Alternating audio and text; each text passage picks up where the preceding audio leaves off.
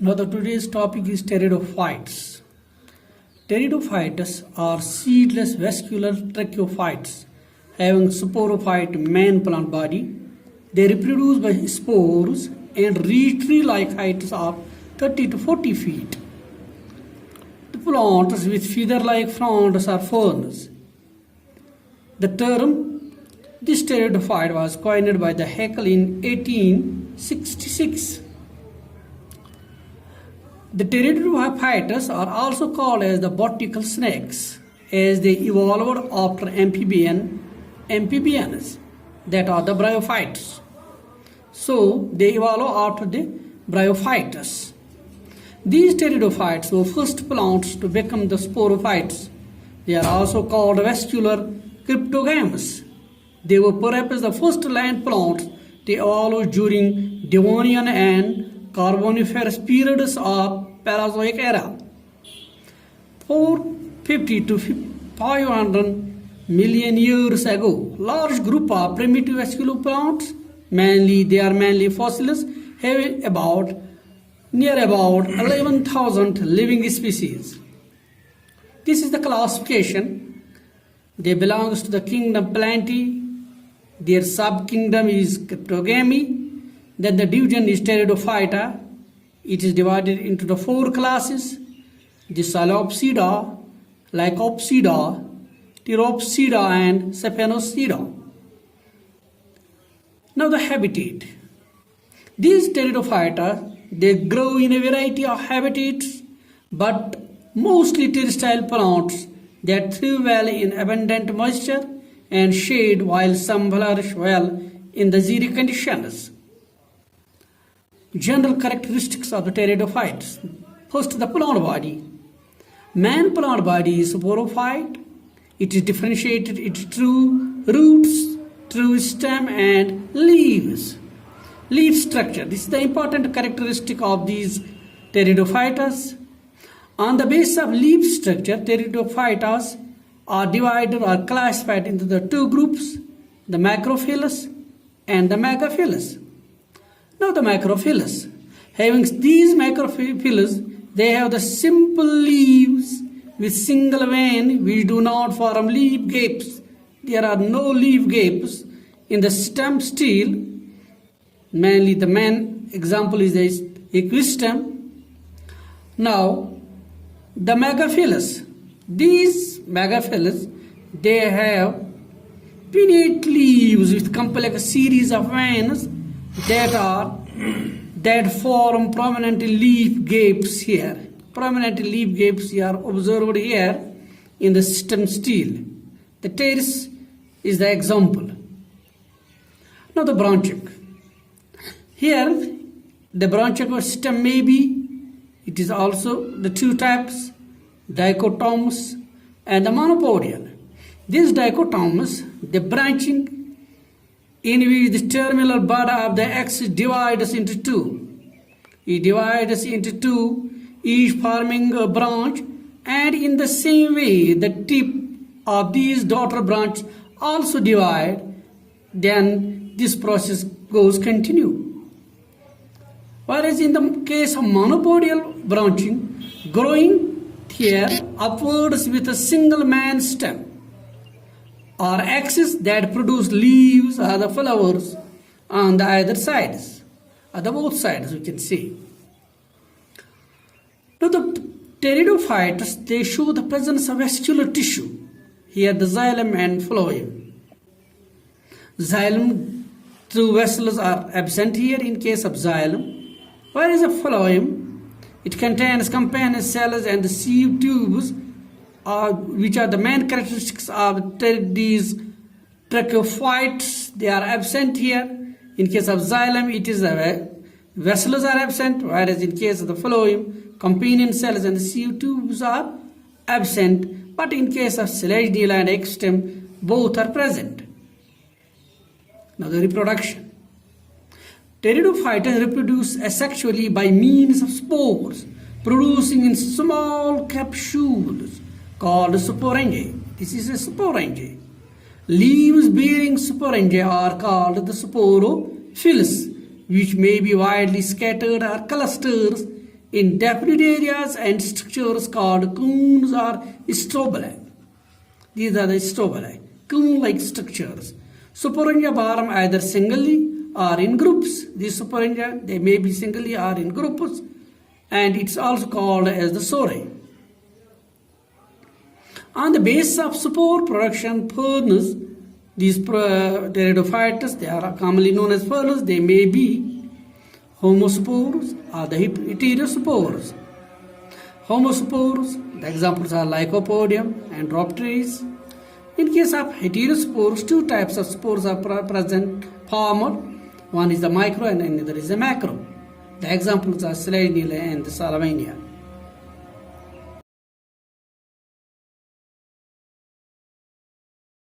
Now the prothallus. It's an important structure. During the life cycle of a pteridophyte, this is a very important event which takes place.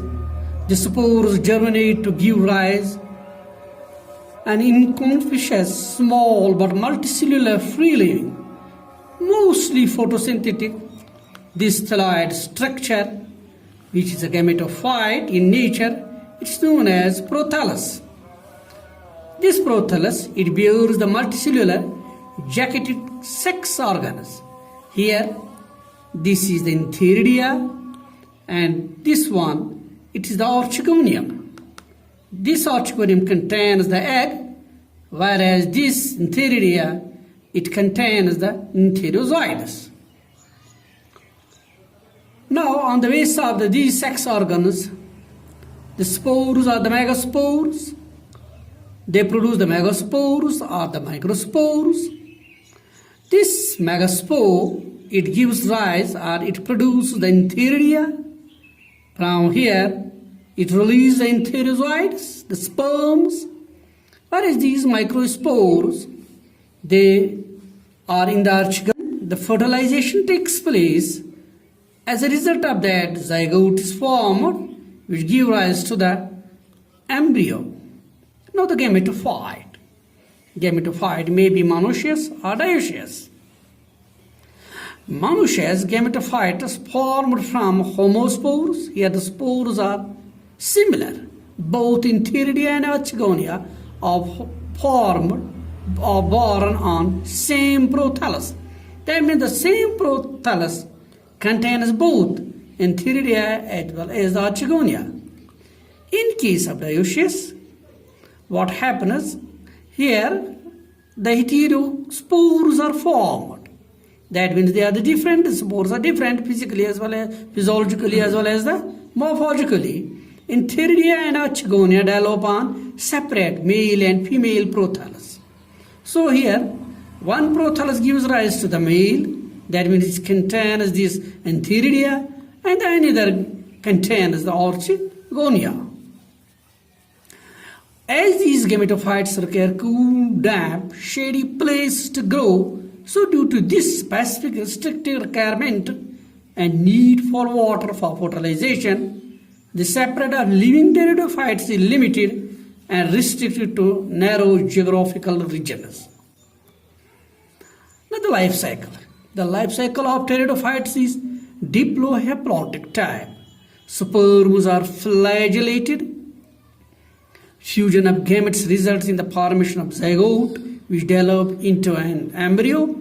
The embryo develops into multicellular, well-differentiated sporophyte.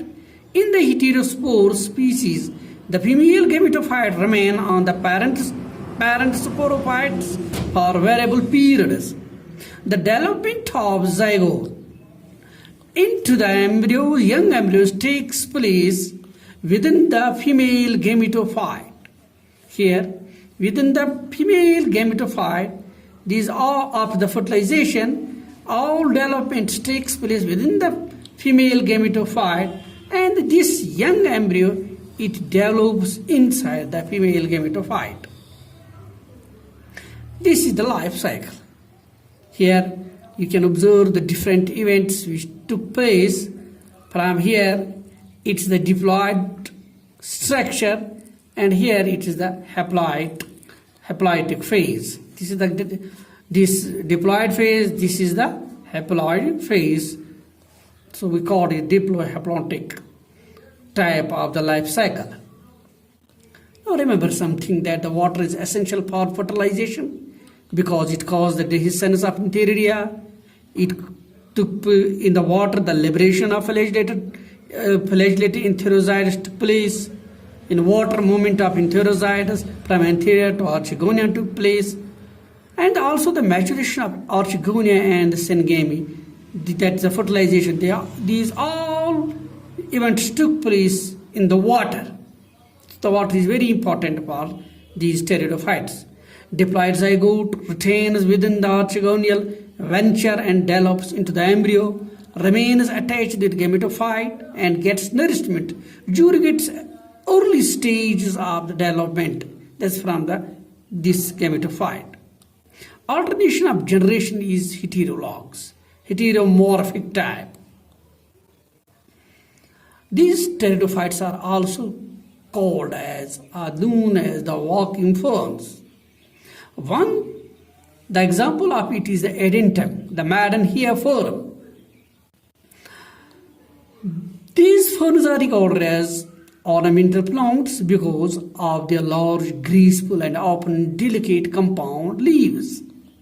The tips of the leaves of edentum, when comes in contact with the soil, they give out adventitious roots, which in turn produce new leaves and develop into new plants, thus called as the walking ferns.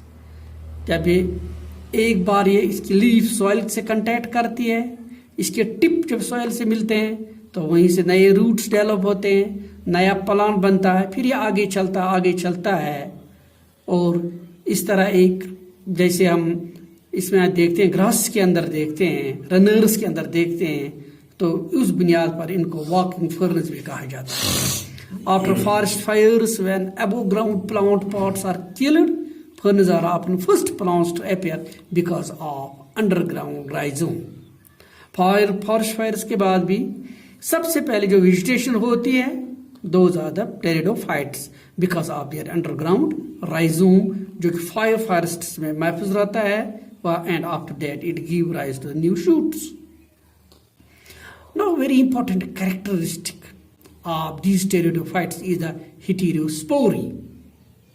Heterospory is a character of evolutionary significance because of seed habit, characteristic feature of gymnosperms and angiosperms. Gymnosperms and angiosperms are known for their seed production, but it is believed to have originated from heterospores condition. It is believed that this seed formation or the seed habit has developed from the heterospores condition, which is observed in case of pteridophytes. Seed habit means the ability of a plant to form seeds. It is believed that seed habit have originated in pteridophytes during Devonian Carboniferous periods. The development of zygote into young embryo within the female gametophyte in heterospores plants, which we have discussed just before a few minutes, that the zygote develops into young embryo within the female gametophyte. It gets all nourishments from this female gametophyte there. It is in case of Legionella. It's a very important example. You can see it or you can go through it. The differentiation of spores into microspores and megaspores and their dependence on the parent sporophyte for the nutrition of certain features which are considered as prerequisite for the formation of seeds. So, it is believed that the seed formation starts from the pteridophytes, which became later a very important character of the plants, especially the angiosperms and the gymnosperms. Now, the characteristics are different class. Soilopsida, they are known as whisk form.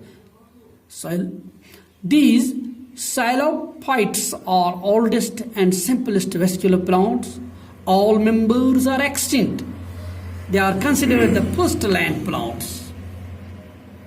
Plant body was sporophyte, stem dichotomously branched. Presence of rootless rhizoids. It is believed that they were the homospores. Gametophytes are not known. Common examples are the Rhynia, Xylotum, Horneophyton. Rhynium, a famous fossil plant.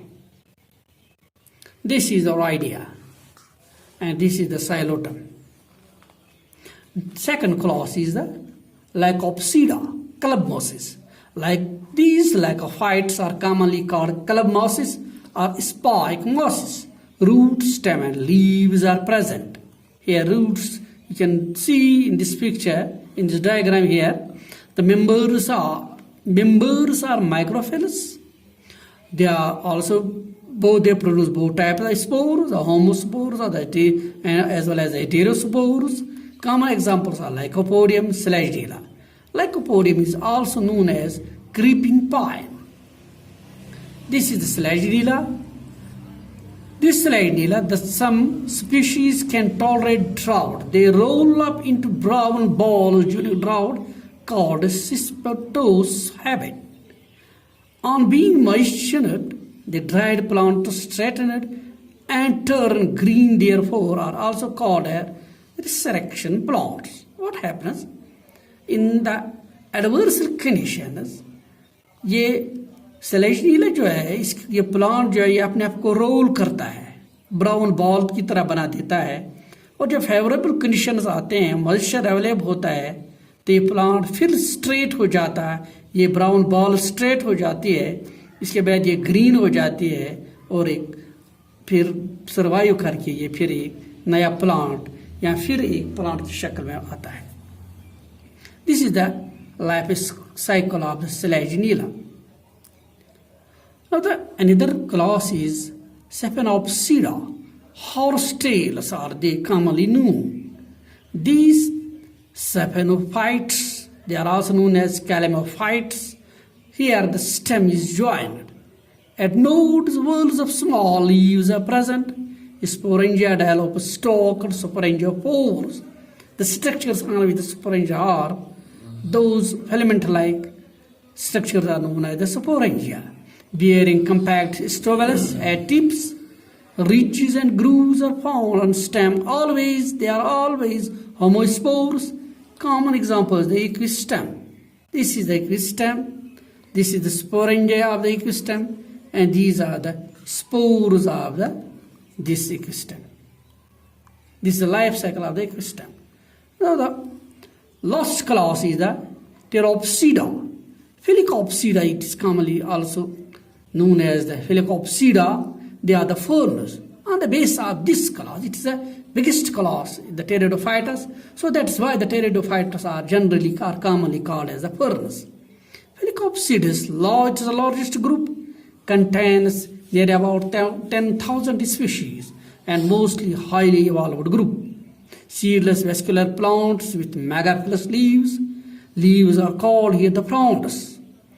So it is also an important character of the pteridophytes that the leaves are known as fronds.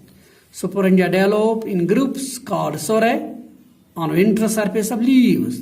Homospores these leaves are they produce both homospores as well as the heterospores.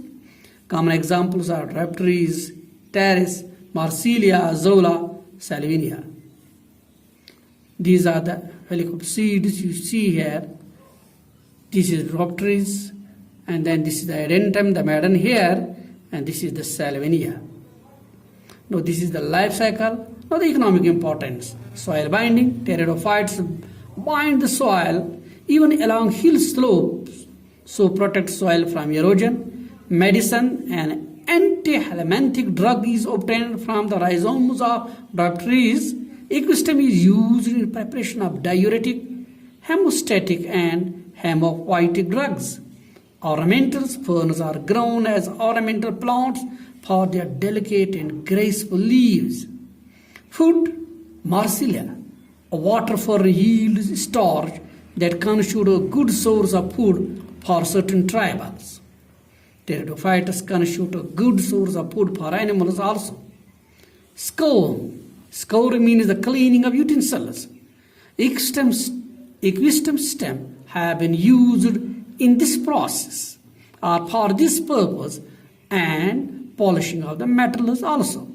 In the soil use, columns are used as a dry industrial lubricant since its spores contain non-volatile oil. Fertilizer. Azolla is used as nitrogen fixer in agriculture as its leaves contain nitrogen fixing bacteria, the cyanobacteria. Forensic investigation. Spores of mosses as fingerprint powder in forensic investigation and as photography flash powder. Here it's a very important economic use of these ferns, that their spores are used in the fingerprinting as the printing powder and also in the photography. Azolla is an aquatic water fern used as biofertilizer. It's a known biofertilizer. It forms a symbiotic relationship with the anabaena and then fixes an atmospheric nitrogen by the symbiotic process. Then this is very important and a very famous relation, the azolla and the anabaena, and they also are main biofertilizers. Now in the coming classes we will go through the gymnosperms inshallah very soon. Thank you.